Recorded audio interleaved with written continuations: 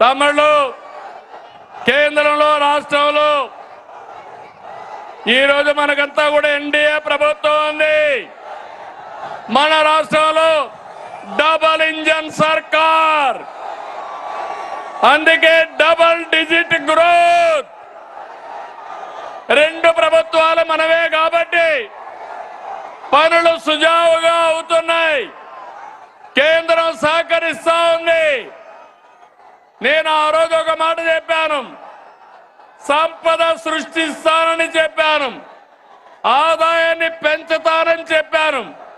పెంచిన ఆదాయం మళ్ళా ఈ పేదవాళ్లకు పంచుతానని కూడా అప్పుడే చెప్పాను.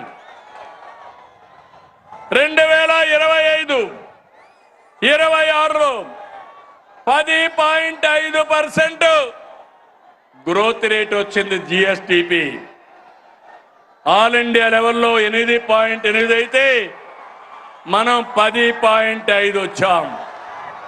అది కూటమి ప్రభుత్వం యొక్క సత్తా అని మీ అందరికీ హామీ ఇస్తున్నా. తమిళ్లో సంక్షేమం బాగుందా లేదా అని అడుగుతున్నా, అభివృద్ధి బాగుందా లేదా అని అడుగుతున్నా, గుంతలు పూడ్చామా లేదా అని అడుగుతున్నా.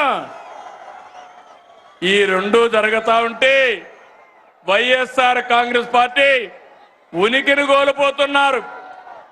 అందుకే ఫేక్ రాజకీయాలతో ప్రజల్ని మోసం చేయాలని చూస్తున్నారు. ప్రభుత్వ కార్యక్రమాల్ని అడ్డుకోవాలని ప్రయత్నం చేస్తున్నారు. అసెంబ్లీకి రాకుండా పార్టీ ఆఫీసులు మూసుకొని సోషల్ మీడియా ఆఫీసులు పెట్టారు. సిద్ధమని ఎగిరిపడ్డారు.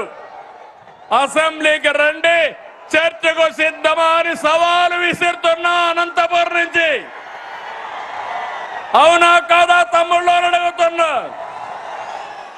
అసెంబ్లీకి రావాలా లేదా అని అడుగుతున్నా.